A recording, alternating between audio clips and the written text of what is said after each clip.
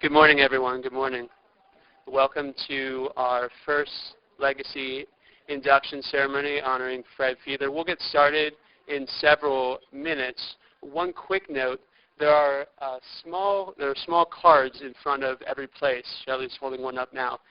These are notes to be written from you to Fred on thanking him for the impact personally, professionally, and what we'll do is we'll deliver those to Fred afterwards so he can keep those as a keepsake. So there are pens right in front of you. Please fill out a quick note on the back of the card, and our volunteer staff will be around to pick them up in a few minutes. Thanks.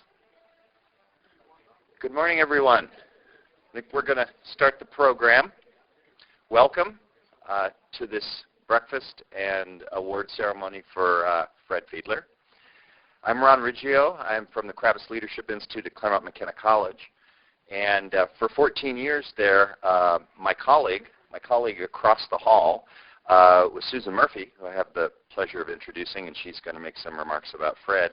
She has moved to James Madison University. She's the director of the School of Strategic Leadership Studies at James Madison and a professor there.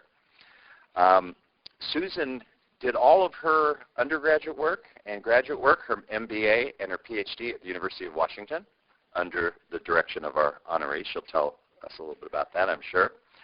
Let me tell you a little bit about Susan. Susan is a longtime scholar in leadership studies, and one of her areas of expertise is on mentoring. She's one of the foremost authorities on mentoring. Her book, Power Mentoring with Ellen Ensher, is a terrific book. She's done a whole series of edited books, and I'm even going to plug her new forthcoming book, Early Development and Leadership, Building the Next Generation of Leaders, which will be out next year. And welcome, Susan.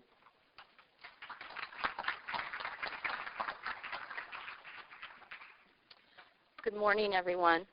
As Fred said as he came in, and it's something he used to say in our lab was, 7:30, a good time for a public execution.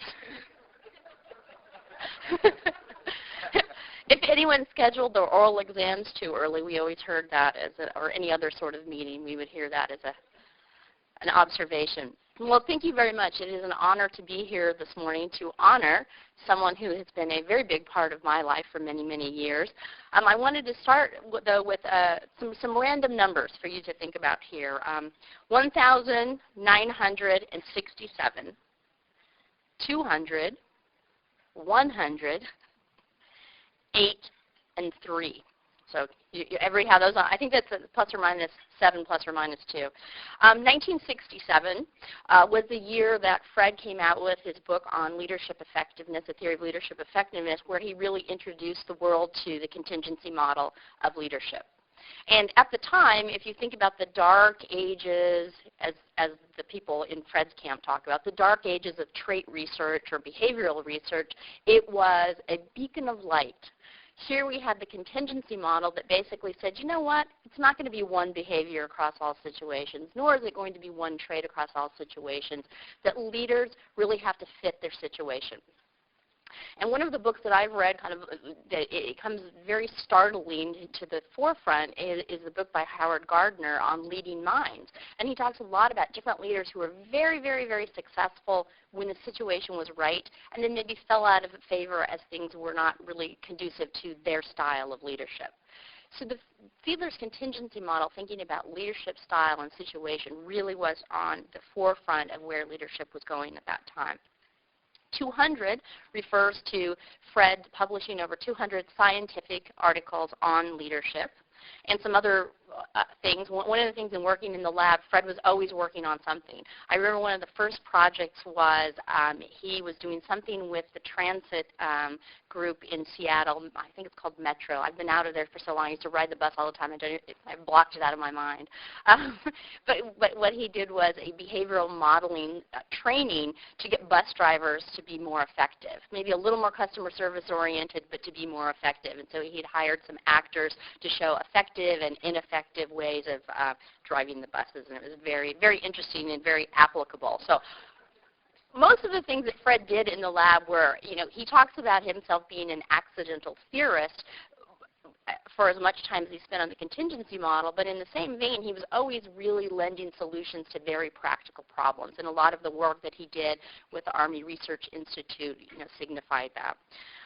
100 is the number of graduate students that Fred estimates that he's worked with over the years, from his time at the University of Illinois to when he moved to the University of Washington. So that's a number of people, and they've also trained other leadership scholars, and it's just he has a lot of progeny out there. 8 is the number of books that he's published in the area of leadership. And 3 is the number of times a week when he would ask me whether I discovered anything new when I was working in the lab. So, young Susan, he still calls me that, which is awesome now. He says, what have you done for me today? What have you found for me today? Working in Fred's lab, I came across also someone else who talked about the environment Fred created for really having time to think about your data, having time to think about what you were doing. And I read something that Dan Ilgen said at Illinois, where Fred had the same place there as he had at the University of Washington. He had all of us. We kind of thought we were maybe isolated from the rest of campus. But as I look back on it now, it wasn't that. It was a place really for us to grow and learn. But it was very special because all the graduate students were together. One of the things Fred talked about, too, was always at the drop of a hat being able to talk to somebody about your research. And so sometimes he'd call on us randomly during our lab meetings to talk, Susan, you're up today. Fred Gibson, you're up today. Chuck, you're up today. So people would have to talk about their research. But that sort of preparation, Fred was very, very directive with us, to put it in the leadership term, but at the same time, that level of directiveness was very, very useful for us in our careers. So there are numerous reasons why we are honoring Fred here today, not just because he created a great place for graduate students to flourish. Fred is basically an internationally renowned scholar in the area of leadership and management.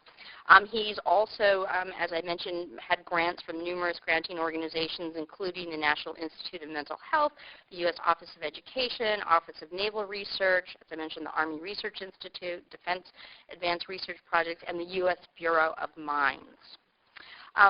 One of the things in working in the lab as well, it was a great place to house all of his past data.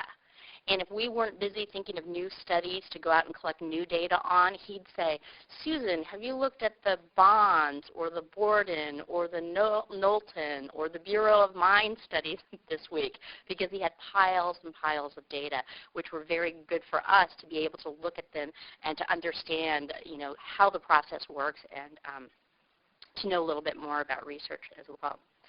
As I said, Fred graduated from the University of Chicago in 1949. He was a professor and director of the Effectiveness Research Laboratory at the University of Illinois. He was also an instructor and research associate at the University of Chicago as well. One of the other things that Fred used to talk about a lot in the laboratory was international aspects of leadership, management, research, all of those things. And this was back in the late 80s when, I don't know if we didn't have the Globe study yet of leadership, but was very interested in understanding how some of these concepts would apply around the world. And Fred traveled, it seemed like, every summer to somewhere exotic. And I always thought that that was something great to learn about as an academic, that was something as an option. Fred received a Fulbright Research Professorship at the University of Amsterdam. He also had a Ford Research Fellow and Guest Professor at the University of Louvain in Belgium. He was, there's a couple other places I know that he went that aren't on here. He was an SLL Marshall Chair at the Army Research Institute from 1988 to 1999 as well. So he did a lot of travel, a lot of visiting as a professor. As far as awards, of course, we're giving Fred an honor here today. He has won numerous awards. He won the James McKean Cattell Award from American Psychological Society in 1999. He won the award for Outstanding Scientific Contribution to Industrial and Organizational Psychology at SCIOP, that's APA Division 14 in 1996. He was named a Distinguished Educator in Management from the American Academy of Management in 1993, and the list goes on. In thinking about all of the things that Fred has done for his students and for the field, I have a quote here, one of the things that he talks about with respect to leadership. He says, if we've learned anything from the past, it is that leadership processes are highly complex. Most serious researchers in the area agree that leadership is an interaction between the leader and the leadership situation, but this principle still has to be translated into practice. We cannot make leaders more intelligent or more creative, but we can design situations that allow leaders to utilize their intellectual abilities, expertise, and experience more effectively. In this highly competitive age, this is likely to be of considerable practical importance. I think in thinking about what Fred talks about there is the contributions of the contingency model and his thinking throughout the years have been great. He introduced us to the cognitive resource model, which really tried to understand why certain times leaders who were more experienced performed very, very well, and that sometimes when we hire leaders for their intelligence and brains that they tend to forget to use them. I'm going to be talking about leadership and ethics, and maybe that's what happens when we have ethical lapses, actually, is that's a lack of use of intelligence as well. I'm very happy to be here today to be able to honor him. I have lots and lots of more stories, but they're probably not breakfast-worthy, breakfast-appropriate, maybe. But I hear that we're going to be turning it over for people later to be able to make a few comments about Fred as well. But he taught me a lot. I really cherish the years. And sometimes when people are in graduate school, I think they don't realize how good graduate school is. It is a lot of fun. I mean, you don't ever have a chance to think about problems as hard as you do when you're in graduate school, and that's what I really thank Fred for, is making that that contribution to our minds in thinking about leadership. And just overwhelmingly, as he used to say about his theory, I don't know what it is, the damn thing just works. Somebody asked him once, too, they asked him if he was a task-oriented or a relationship-oriented leader, and he came up with a very diplomatic, I've never taken the test before, I think I'm somewhere in the middle. I think he's probably on the higher end of a task-oriented leader, and what I mean by that is he still considers himself warm and cuddly, but he's very much about getting the task done. And with that sort of task focus is really why he is where he is today, and where a lot of his students, we're very, very happy to work with him. So with that, I'm very happy to honor Fred here today. Thank you.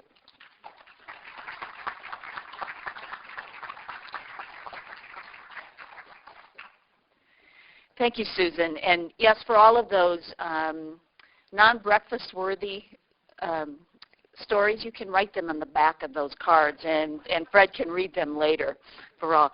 Thank you, Susan, very much for those wonderful comments. And one of the reasons that we do this is it's always nice with the work of great men and women, and in this case, Fred is a great man who we stand on his shoulders in many ways. It's still nice to know that those authors who we have read over and over are warm and cuddly. All right. It is now my great pleasure to present to Fred Fiedler the ILA Lifetime Achievement Award in gratitude for his tremendous work in advancing the field of leadership. Fred, will you please step forward?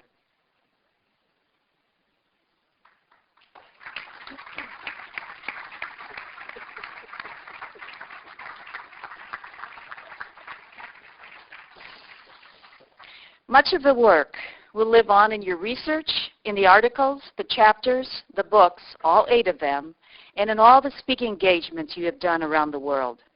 The International Leadership Association honors you for all of the work that you have done on furthering the field of leadership. In addition to your scholarly work, you have given something much more. You have given of yourself to your fellow scholars, students, educators, and leadership practitioners. On behalf of all of them in the ILA, we present to you the International Leadership Association's Lifetime Achievement Award and the testimonials of the people whose lives you have touched.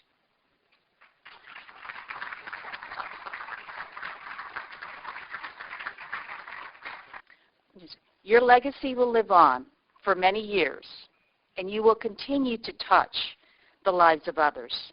The ILA will proudly display your accomplishments and accolades on our virtual wall of fame that will include a dedicated website to you and all the work that you have done, along with the other legacy recipients. So on this 28th day of October, 2010, as the President of the International Leadership Association, I formally induct you into the ILA Leadership Legacy Program. I'll take this back to the table for you. It is yours. I'm overwhelmed by your energy this early in the morning.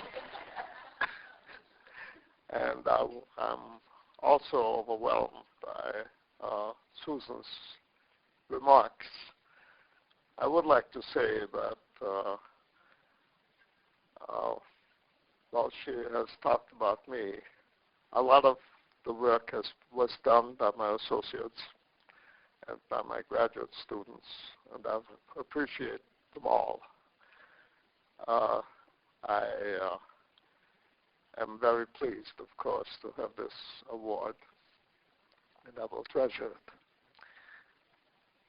I would like to thank all of you and all my associates, and also my wife, who has been very helpful to me throughout my career, for this great honor. Thank you.